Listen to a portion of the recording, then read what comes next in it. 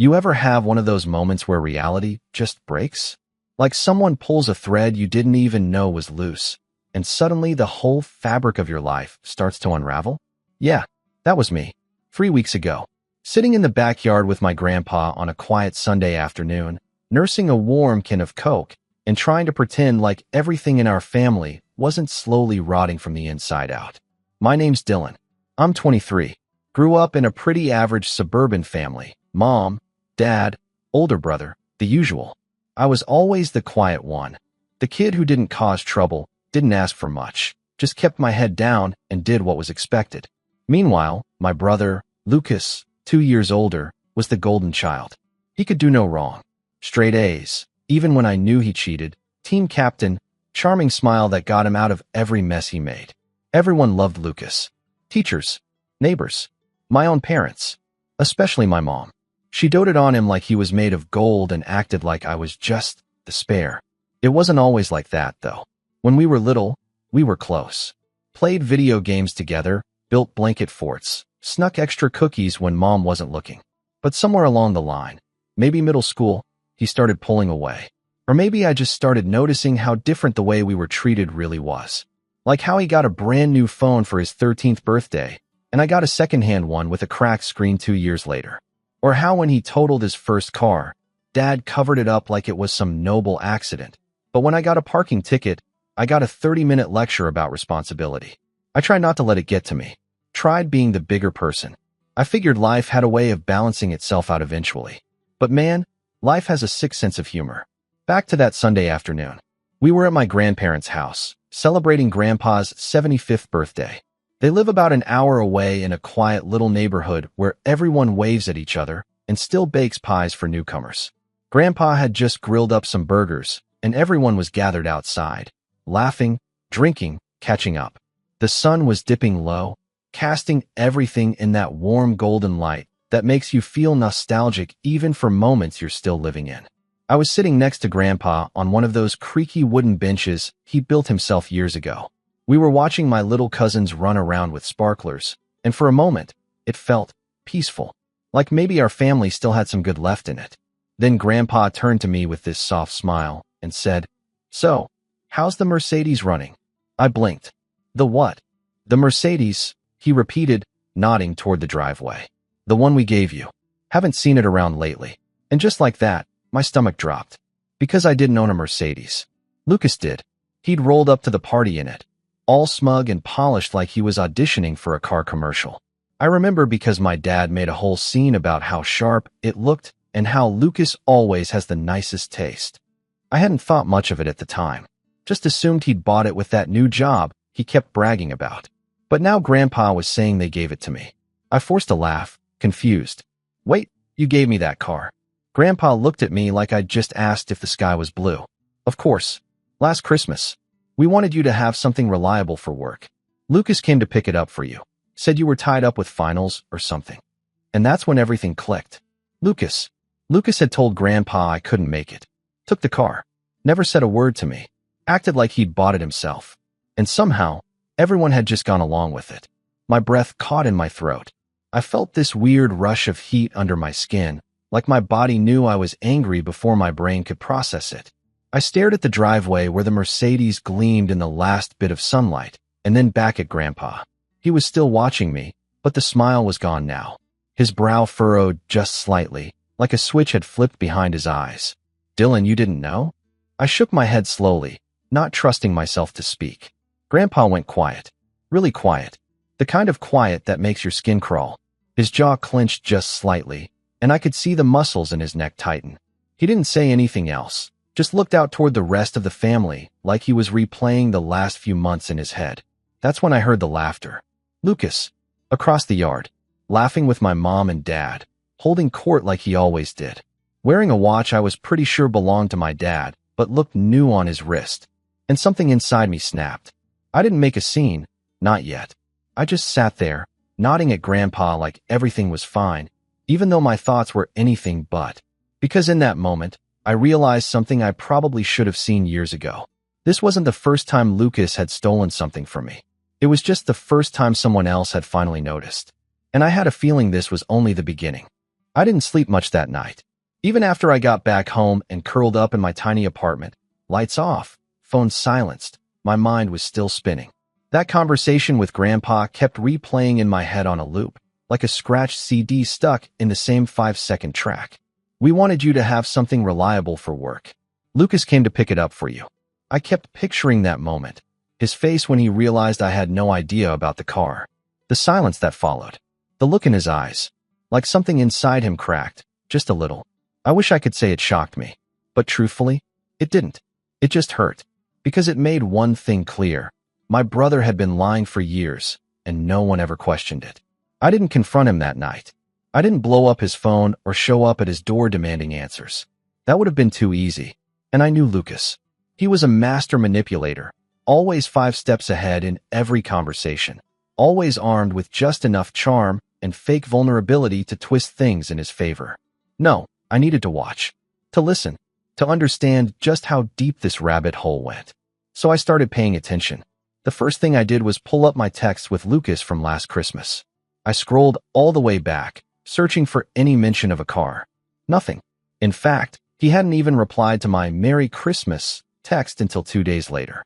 Said he was crazy busy and would call soon. That call never came. Then I looked at the photos he'd posted on Instagram from January. There it was. The same silver Mercedes. Caption: work hard, reward yourself. A sea of likes and comments followed, our moms included. Proud of you, sweetheart. You deserve it. I just sat there, staring at my screen in the dark, biting my lip hard enough to taste blood. Proud of you. You deserve it. That one stung more than I'd like to admit. It was always like that with Mom. Even growing up. If I got an A, Lucas got an amazing and a celebratory dinner. I got a pat on the back.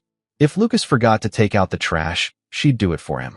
If I forgot, it was, why are you so irresponsible? I used to think I was just being sensitive, that maybe I was the forgettable one. But now, I wasn't so sure anymore. A week passed after Grandpa's party.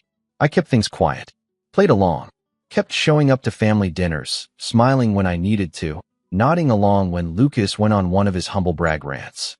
Like last Sunday, when he went on and on about his new investment app and how he was considering flipping properties soon. Mom clapped like he'd just discovered gravity. Dad muttered something about how proud he was of Lucas's work ethic. I just stared at my plate, wondering how long they'd let him float on borrowed lies. Then came the incident. 2 Fridays ago. I was wrapping up a long shift, nothing glamorous, just a temp position at a logistics firm. Data entry. Soul-sucking stuff, but it paid the bills while I figured things out. I got home, took off my shoes, cracked open a soda, and then my phone buzzed. It was a message from Grandpa. Hey, Dylan. Got your thank you card. Really meant a lot.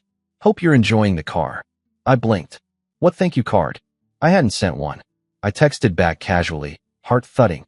Hey, actually, what card was that? Been meaning to send one, but haven't gotten to it yet, LOL. He replied almost immediately. Lucas dropped one off last week. Said you wanted us to have something handwritten. Very thoughtful. I stared at the screen. My ears were ringing. Lucas had written a fake thank you card in my name for a car I never even received. I couldn't breathe for a second. I didn't want to believe it. I really didn't. But something told me this wasn't a misunderstanding. Not this time. This was intentional, deliberate. He was fabricating stories to cover his tracks, again, and now he was writing in my voice. That was the moment it stopped being about the car. That was the moment I realized I didn't know my brother anymore. I sat on my couch, fists clenched, and just let the silence press in. The betrayal, the years of quiet favoritism, the overlooked moments, they all came flooding back. The Christmas when Lucas lost the money Grandma gave me and promised to get it back. I never saw it. The summer vacation where he swore Mom had only booked a hotel room for 3, not 4. I slept on the floor. The birthday he forgot to invite me to his party, my friends were there. It had been piling up like dust in the corners of my memory. And now it was choking me. I spent the whole weekend digging. Pulled out old group photos, scrolled through texts, called my cousin Jeremy, one of the few people in the family who didn't worship the ground Lucas walked on. Jeremy and I used to be close, but we drifted apart after college. I figured it was worth a shot. Hey, I said when he picked up. Got a weird question for you. Shoot. Do you remember the Mercedes? The one Lucas drives? Yeah. Grandpa said it was a gift to help him with work, right? I hesitated. He said, he gave it to me.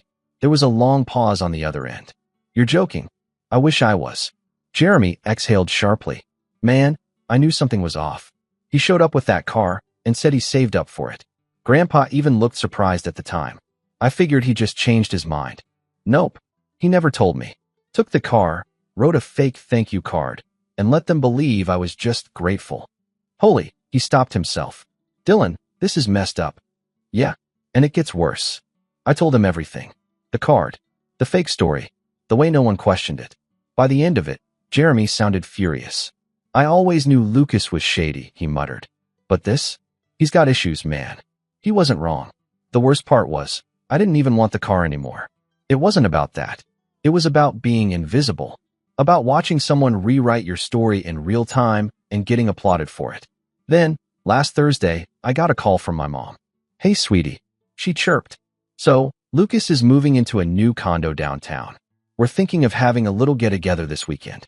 Nothing big, just family. You'll come, right? I paused. He's moving? Home. Said he got a great deal. It's really modern, lots of light. Oh, and guess what? He might be getting promoted soon.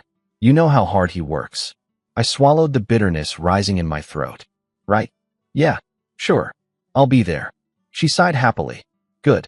I told him you'd be so proud of him. Proud. That word again. By the time Saturday rolled around, I had made up my mind. I was done being quiet. I wasn't going to scream or make a scene, but I was going to start peeling back the layers, slowly, carefully. Let people see the cracks for themselves. I showed up to the condo in plain jeans and a wrinkled tee. Everyone else was dressed like it was some sort of gala. Lucas greeted me at the door with a smirk. Dylan, you made it, bro. He clapped my shoulder like we were old pals. Glad you could make it. Parked that beater down the block. He added under his breath, laughing to himself. I stared at him. Nah, took the bus. Still waiting on that car you picked up for me. He blinked, caught off guard for just a second, but recovered quickly. Right, he chuckled. That old thing? Yeah, man, I told you it wasn't your style. I didn't respond. Just stepped inside. The condo was nice. Too nice. Marble counters, smart lighting, floor-to-ceiling windows. It didn't scream entry-level salary. It screamed helped along the way. As I walked through the crowd, I overheard Lucas regaling our aunt with a story about how he saved up for the Mercedes by flipping old tech online. The lie rolled off his tongue so easily, I almost admired it. Almost. Then I saw Grandpa in the corner, quiet, sipping ginger ale. Watching Lucas with the same quiet calculation I'd seen in his eyes that day in the backyard. He looked at me. I nodded once. He nodded back. And that's when I knew. He remembered everything. I didn't need to yell. I didn't need to expose Lucas in front of everyone. Not yet. The truth had already started seeping out. And soon, it wouldn't be just me who saw him clearly. It would be everyone. But I wasn't prepared for how fast that moment would come or how public it would be. That night at Lucas's condo was the last time I ever saw him as invincible. It wasn't dramatic. No explosive arguments or shattered glass. Just the slow, quiet sinking of a ship built on lies, one leak at a time. I left the party early, slipping out the side door while Lucas basked in his little spotlight, talking about market trends to people who barely understood what equity meant. No one noticed me leave. Or at least, no one said anything. Well, except Grandpa. He caught me just as I reached the elevator. Dylan, he said, soft and deliberate, like he'd been waiting for the right moment. I want to talk. We stood in the dim hallway for a long time. He didn't say much, but the words he did say stuck with me. I should have asked you directly, son. I'm sorry about the car. That's on me. I shrugged. It's not even about the car anymore. He nodded slowly. I know. I think I always knew. But I guess I didn't want to see it. I didn't cry, but I came close. There was something about being seen, really seen, for the first time in years that hit me right in the chest. I gave him a tight smile and told him not to worry, but something in his expression told me he was already planning something. Grandpa wasn't a man of many words, but when he did act, it was precise and impossible to ignore. Still, I didn't expect a rescue. I'd already learned that lesson the hard way. Over the next few weeks, life just kept going. Quietly, numbly. The thing about betrayal is, it doesn't hit you all at once. It drips. You feel it in the mornings when you wake up and check your phone, half expecting a message that never comes. You feel it when you look at your family and realize they never saw you. Not really. Not for who you were. Just for who you weren't. I hit a low point. Not gonna lie. Bills were stacking up. My contract job had ended, and the agency wasn't responding to my emails. I applied to everything. Admin work, night shifts, remote data entry. No bites. The silence after each resume submission started to feel personal. I spent most of my days in sweatpants, alternating between bouts of caffeine-fueled motivation and the kind of fatigue that makes you wonder if it's even worth getting up. Meanwhile, Lucas's life was a highlight reel. New photos every week. Brunch here. Golf there. I heard through the grapevine that Mom had helped him furnish the condo with money she pulled from her rainy day fund. Of course she did. And Dad? Well, he never said much. Just kept shaking his head and muttering about how proud he was every time Lucas showed up for Sunday dinner in a new button-down. I stopped going. I didn't even tell anyone. Just stopped showing up. And no one called to ask why. Not Mom. Not Lucas. Not even Dad. It hurt. More than I'd like to admit. But pain has a funny way of forcing clarity. Around that time, I started journaling. Nothing fancy. Just a cheap spiral notebook from a drugstore and a pen I stole from an old job. I'd write every morning. About what I was feeling, what I remembered, what I wanted to forget. At first, it was just to vent. But somewhere along the line, I started noticing patterns. Ideas. Dots that started to connect. See, I had always been good at writing. Even as a kid, I used to win little essay contests and write short stories in the back of my notebooks. But it had always felt frivolous. Not a real skill. Not something I could do anything with. Until one day, I was scrolling job boards at 2 a.m., eyes half glazed over, and saw a freelance listing, seeking content writers for startup blogs. $25 per article. Flexible hours. I almost skipped it, but something in me stirred. I applied, then applied to 5 more. I didn't hear back for days. Then a week. Then suddenly, 2 replies. One was from a tiny app review site. They asked me to write a test article about budgeting apps. I stayed up all night working on it, double-checking every sentence, making sure it didn't sound robotic. I hit send, and the next day they emailed back. We loved your tone. Can we offer you 5 articles a week? It wasn't much. $125 total. But it was something. And more importantly, it was mine. That tiny job led to another. Then another. By month 2, I was making $800 a month. Barely enough to cover rent and groceries, but more than I'd made since the logistics gig. And slowly, the fog started to lift. I started treating myself better. Cleaned my apartment. Cut my own hair. Bad idea. Started jogging. Nothing fancy. Just laps around the block while listening to lo-fi beats and pretending the world wasn't crumbling. I still didn't talk to my family, but I did see them. From a distance. Jeremy kept me updated. He'd call every few days, casually dropping in updates like, hey, guess who just asked Grandpa if he could co-sign a loan? Or, Mom says Lucas might be opening a luxury sneaker shop. Whatever that means. And every time, I bit my tongue. Because part of me wanted to scream, do you guys not see it yet? But another part, the smarter part, knew it wasn't my job to convince anyone. That's the thing about building something on your own. The confidence that comes with it doesn't need to be shouted. It just is.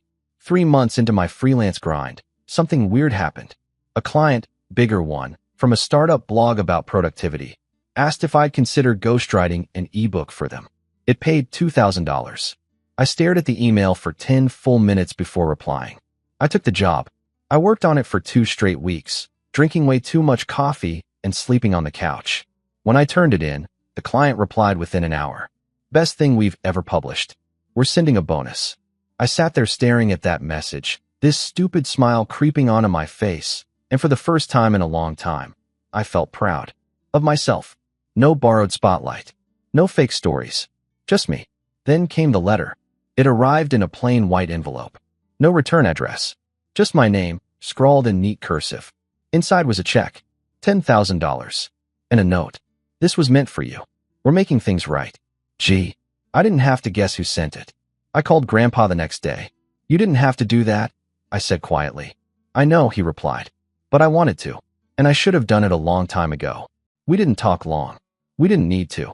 There was something in his voice, a kind of quiet resolve, that told me he wasn't just sending checks. He was making moves. That weekend, Jeremy invited me over for beers and cards. Just us. Halfway through the night, he leaned back in his chair and said, "By the way, you might want to keep your head down for a while." "Why?" He smirked. "Lucas's little house of cards is starting to wobble." Apparently, Grandpa had started asking questions. Big ones. About where Lucas got the money for the condo. About the Mercedes. About the investments. About why certain things didn't add up. And Lucas? He panicked. Tried to backpedal. Claimed Grandpa was misremembering things. Said I was trying to stir up drama. Even tried to guilt Grandpa by saying he was under too much stress. But it didn't work. Because this time, someone was finally listening. And that's when I realized I didn't need to fight. All I had to do was stand still long enough for the truth to catch up. And it was catching up fast. Still, I wasn't ready for what came next. Because just as I was finding my footing, just as the tide was starting to turn, Lucas made a move so selfish, so underhanded, it knocked the wind out of me. And this time, it was personal. It started with a phone call. Not from Lucas. Not from my mom or dad. This time, it was from my landlord. "Hey Dylan," he said, voice tight with awkward concern. "I hate to bug you, man, but I just wanted to confirm something real quick. You planning on moving out?" I was sitting at my desk, halfway through editing an article about minimalist budgeting tips. My first thought was, what? I hadn't even mentioned moving. I barely left my apartment except to jog or buy groceries. I pressed the phone harder to my ear. "No? What?" There was a pause, then a slow, cautious answer. "Okay, weird. I only asked 'cause someone dropped by this morning, said they were your brother, and asked about breaking your lease early. Said you were heading overseas for work and might have forgotten to tell me." I sat up so fast my chair creaked. My heart started pounding. Did he give a name? Lucas. Tall guy. Said he was helping with logistics. Seemed legit, but I figured I should double-check with you first. I thanked him, reassured him I wasn't going anywhere, and hung up, my fingers suddenly ice cold. Lucas had actually tried to end my lease, and he didn't even bother to tell me. I stared at the wall for a full minute, stunned into silence. I wasn't sure whether to laugh or scream. He'd gone from stealing a car behind my back to now trying to erase my housing. What next? Faking my resume to ruin job leads? It felt like some kind of sick game. Like every time I started to stand on my own, Lucas would swoop in, claws out, and try to rip it all down. But this time, he made a mistake. He left fingerprints. And something in me clicked. I wasn't going to play defense anymore. He wanted to play games? Fine. But I was done playing by his rules. The next day, I started putting things in motion. Not loud moves. Quiet ones. Intentional. The first person I reached out to was Jeremy. We met at a coffee shop near his place, tucked into a corner booth with steaming mugs between us. I told him what Lucas had done with the lease, and for a second, Jeremy just blinked at me like he couldn't believe it.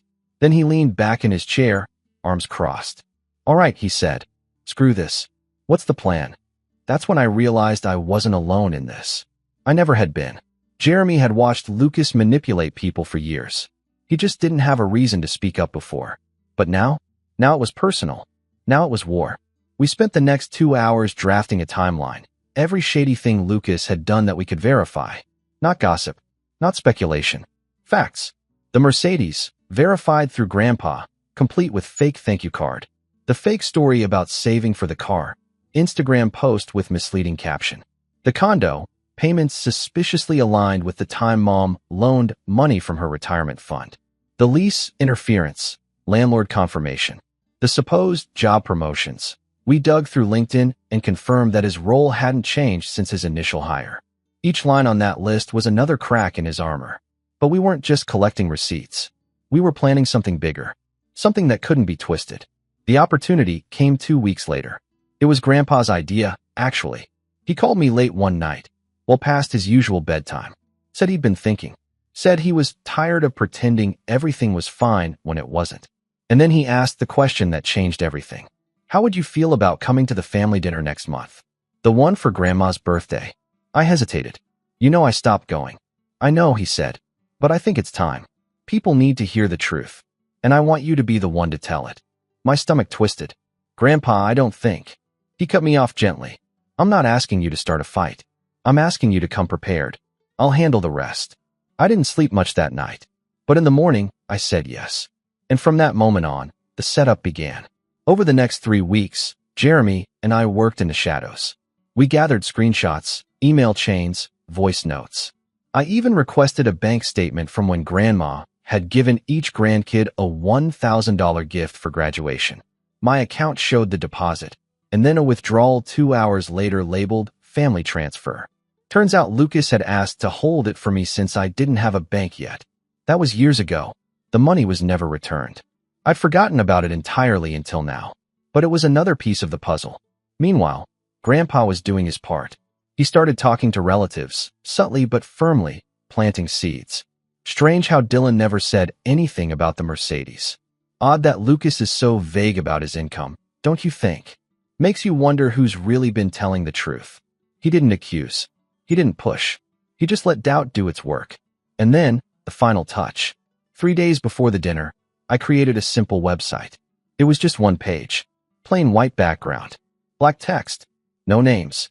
No accusations. Just the timeline. The evidence. The screenshots. A quiet retelling of every truth Lucas had tried to bury. At the bottom, a note. You can believe what you want. But this is what happened. I sent the link to Grandpa. To Jeremy. To no one else. Yet somehow, by the time Saturday rolled around, I knew it had made its way through the family grapevine. Lucas probably thought he could control the narrative. But now, the narrative had receipts. That Saturday, I walked into my parents' house for the first time in months. The living room looked the same as it always had. Same beige couches. Same crooked family photos. Same faint smell of cinnamon and soap. But the air? The air was different. It was tight. Tense. Like everyone knew something was about to drop. They just didn't know when. I spotted Lucas by the fireplace, charming as ever, laughing with Aunt Maggie and swirling a glass of red wine like he'd been born for it. When he saw me, his smile twitched. Well, he said, stepping forward. Look who finally showed. Hey, I replied simply. He studied me, looking for cracks. You look different. Just working more. His eyes narrowed for half a second before the mask slid back into place. Good for you, man. I always knew you'd get there eventually. He clapped my shoulder and walked away, but I saw the twitch in his jaw. He knew, and he was scared. Dinner was uneventful. For a while, we all sat around the long table, passing dishes, pretending to be a normal family. My mom asked about my job in that polite, distant tone that made it clear she hadn't read a single article I'd written. Dad grunted a few responses between mouthfuls. Lucas dominated most of the conversation, as usual, dropping names and buzzwords like confetti. But then Grandpa stood up, glass in hand. He tapped it gently with a fork. Before dessert, he said, I'd like to say a few words. The room quieted. Grandma smiled warmly. Grandpa cleared his throat. We've had a lot of blessings in this family. I look around and I see kids who've grown into adults, made careers, started families. It's easy, sometimes, to assume that things are fine, that everyone's happy, that there's nothing to question. He paused. But sometimes, silence isn't peace. Sometimes, silence is just a mask for pain. And tonight, I think it's time we take that mask off. Lucas shifted in his seat. I watched him closely. His fingers tightened around his fork. I've made mistakes, Grandpa continued. We all have. But the biggest one was assuming fairness without checking the facts. And those facts, they've come to light. He turned and looked at me. Dylan, would you like to say something? And just like that, the table turned to me. All eyes. Waiting. I took a breath. Slow. Steady. Then I stood. And smiled. Sure, I said. I think it's time. I didn't raise my voice. Didn't bang the table. Didn't slam my fist or throw accusations across the mashed potatoes. I just stood there, hands relaxed by my side, and spoke like I was telling a story. Like I'd already won. And the only thing left was to let everyone finally hear what had really happened. Thanks, Grandpa. I began, scanning the table. I wasn't sure if I was going to come tonight. I've skipped the last few dinners for a reason. My mother gave a faint, uncomfortable smile, like I'd just brought up politics in a church. But then something changed. I continued. I realized staying silent only helped the people who already had the mic. So, I figured, why not take a turn? Lucas's face hadn't moved, but his hand was clenched so tightly around his wine glass, I thought it might crack. I reached into my jacket and pulled out a printed sheet of paper. Some of you probably saw this already, I said, holding it up. And if you haven't, don't worry. You will. Jeremy nodded faintly across the table. Grandpa sat still as stone, watching Lucas like a hawk. This is a timeline, I explained, of things that have happened in the last few years. Things some of you might not have noticed, because you were trusting what you were told. Things I didn't even know about, because someone else was writing the story. I turned to Lucas. Like how you told Grandpa I couldn't pick up the Mercedes he gave me, and then took it for yourself. My mother blinked. Lucas scoffed. Okay, wow, we're really doing this here. Or, I continued, how you wrote a thank you card in my name and gave it to him like I had sent it. Forged my handwriting. Didn't even tell me the car existed. Dad frowned. Wait, what? Lucas looked around, trying to laugh it off. I don't know what he's talking about. That car was meant for me. Dylan didn't even need it. No, Grandpa said, voice like gravel. It wasn't. Lucas opened his mouth. Closed it. I wasn't done. Or how you told my landlord I was moving out. Tried to break my lease behind my back. Told him I was leaving the country. What? Jeremy said aloud. Several heads snapped toward Lucas. I have the voicemail, I said. Want to hear it? Lucas looked like he'd swallowed a thumbtack. I was trying to help. No, I cut him off. You were trying to sabotage me. Just like you did when you kept Grandma's graduation money and told me you'd hold it for me. Just like you did when you lied about me not having a bank account. Or when you told Mom there wasn't enough room on that trip and I had to sleep on the floor. My voice wasn't angry, just steady, like I'd rehearsed this. Because I had. For years. You've been rewriting who I am to this family since we were teenagers, I said, locking eyes with him. And you got away with it because no one stopped to ask if it made sense. Because people believed what they wanted to believe. I turned to the table again. But I'm done letting him speak for me. For a moment, the room was silent. Then Grandpa stood up. I checked everything, he said. I talked to the landlord. I talked to Dylan's old bank. I checked the car records. It's all true. Every word. My mom looked like someone had dumped a bucket of cold water on her. Lucas, she stammered. Tell me this isn't true. Lucas stood up, flustered. Are you all seriously believing him? Over me? He's bitter. He's twisting things. He's just mad I've been successful, and he hasn't. That did it. Because Jeremy leaned forward. Successful, he said. Bro, your job title hasn't changed in 3 years. I called the company. You're still entry level. Lucas's face turned red. I make more money freelancing part-time than you do bragging full-time, I added. And I didn't have to lie to anyone to get here. Aunt Maggie shook her head slowly. Why would you do all this, Lucas? You had so much already. I didn't, Lucas faltered. I didn't think he'd even care. That hit me. Because he wasn't sorry. Not for the lies. Not for the manipulation. He was just sorry he got caught. Grandpa stepped around the table and put a hand on my shoulder. I'm making a few changes, he said to the room. Effective immediately, Lucas will no longer be managing the family trust. That responsibility is being passed to Dylan. Lucas's mouth dropped open. What? You can't. I can, Grandpa said, voice firm. And I am. Your access is revoked. All accounts, all authority. You'll receive no more disbursements until further notice. You're punishing me because he made up some. I'm correcting a mistake, Grandpa interrupted. And if you can't see that, maybe it's time someone finally told you no. Mom finally spoke again, voice soft. Lucas, is this true? He didn't answer. That was his answer. Dad sat back in his chair, rubbing his forehead. I can't believe this. I could, because I'd been living it. Grandpa turned to me again. I should have seen this sooner. I'm sorry, Dylan. I gave a small nod. Thanks for believing me now. That's what matters. Lucas stormed out. Didn't wait for dessert. Didn't look back. The fallout came fast. Within a week, the rest of the family knew everything. Word got around. Screenshots circulated. Calls were made. Lucas tried to spin it, claimed it was all a misunderstanding, that I was playing the victim, but no one was buying it anymore. Not after the lease stunt. Not after the bank records. He went radio silent. His Instagram went dark. Rumor had it he moved in with a friend and was reevaluating things. That his job had quietly let him go after internal complaints about performance. That Mom and Dad had stopped returning his calls. I didn't rejoice in his downfall. Not really. But I won't lie. It felt good to finally breathe. To not be the shadow in the background anymore. To be seen. To be believed. A few weeks later, I got a package in the mail. No return address. Inside was a key. And a note. She's in the garage. Where she always should have been. Gee. I took a cab out to Grandpa's place. There it was. The silver Mercedes. Cleaned. Serviced. Full tank of gas. I ran my hand along the hood, heart heavy and full at the same time. I didn't even care about the car anymore. Not really. But it meant something. It meant that, for once, the right person got what they deserved. And the wrong person didn't. I still freelance. Still write every morning. My little site has grown into something stable. Clients keep coming. The money's good. But more than that, it's mine. I don't go to every family dinner. But when I do, no one forgets I'm there. And Lucas? He doesn't come anymore. But that's not my story to tell. This one's mine. And for the first time in a long time. I'm proud of it. Because sometimes revenge isn't loud.